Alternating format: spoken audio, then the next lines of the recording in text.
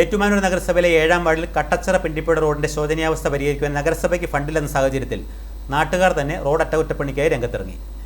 Kattachira Pindipuzha road residence അസോസിയേഷന്റെയും ward councillor ES ബിജുവിന്റെയും നേതൃത്വത്തിൽ റോഡിലെ കുഴികളടയ്ക്കുകയും ഇരുവശങ്ങളിലെയും കാടും കുറ്റിക്കാടുകളും വെട്ടിമാറ്റി ശുചീകരിക്കുകയും ചെയ്തു.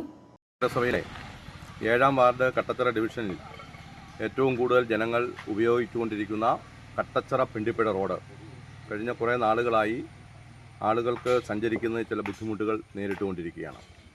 നഗരസഭയിൽ നിന്ന് ഈ റോഡ് നന്നാക്കാൻ ആവശ്യമായിട്ടുള്ള ഫണ്ട് കാലാകാലങ്ങളായി ലഭിക്കുന്നില്ല എന്ന പരാധീനത ഇവിടുത്തെ ജനങ്ങൾ നന്നായി അനുഭവിച്ചുകൊണ്ടിരിക്കുകയാണ്.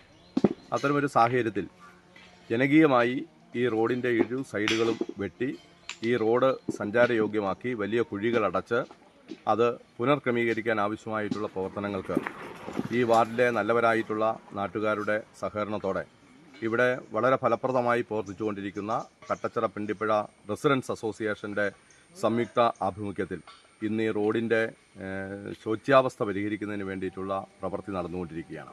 കട്ടച്ചിറ മുതൽ പിണ്ടിപ്പുഴ വരെ ഏകദേശം 2 കിലോമീറ്റർ ദൂരത്തിൽ റോഡ് തകർന്നു കിടക്കുകയാണ്. പലയിടങ്ങളിലും രൂപപ്പെട്ട വലിയ കുഴികൾ യാത്രക്കാരെ ദുരിതത്തിലാക്കുന്നുണ്ട്. മഴക്കാലത്ത് വെള്ളക്കെട്ട് രൂപപ്പെടുന്നതോടെ ഇരുചക്ര വാഹന യാത്രക്കാർ ഉൾപ്പെടെ ഏറെ പ്രയാസപ്പെട്ടാണ് ഇതുവഴി കടന്നു പോകുന്നത്. യഥാസമയം അറ്റകുറ്റപ്പണികൾ നടത്താത്തതാണ് റോഡ് ഇത്രയും ദുരവസ്ഥയിലാകാൻ കാരണമായതെന്ന് നാട്ടുകാർ പറഞ്ഞു. നഗരസഭയുടെ അനാസ്ഥയ്ക്കെതിരായ പ്രതിഷേധം കൂടിയാണ് നാട്ടുകാർ ഇതിലൂടെ അറിയിച്ചത്. റോഡ് അറ്റകുറ്റപ്പണികളുടെ പ്രവൃത്തി കട്ടച്ചിറ സെന്റ് മേരീസ് ചർച്ച് വികാരി ഫാദർ സജി മലയിൽ പുത്തൻപുരയിൽ ഉദ്ഘാടനം ചെയ്തു.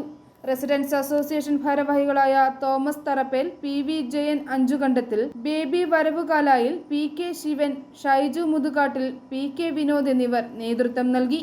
i4 news, Ettumanoor.